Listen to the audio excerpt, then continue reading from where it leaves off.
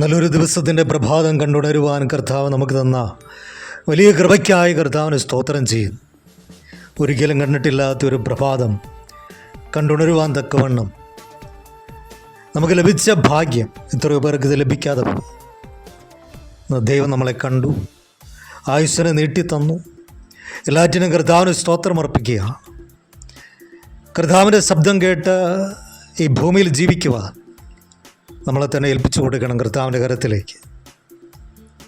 ദൈവശബ്ദത്തിൻ്റെ മുമ്പിൽ ശമൂവേലിനെ പോലെ അടിയനിതാ എന്ന് പറഞ്ഞ് നമ്മെ തന്നെ താഴ്ത്തി ദൈവ ഇഷ്ടത്തിന് വേണ്ടി പൂർണ്ണമായും ഏൽപ്പിച്ചു കൊടുക്കുന്നുവെങ്കിൽ, വിട്ടുകൊടുക്കുന്നുവെങ്കിൽ ആ ദൈവം നമ്മുടെ സമർപ്പണത്തെ കണ്ട് നമ്മെ മാനിക്കാതെ കടന്ന് പോകുകയില്ല.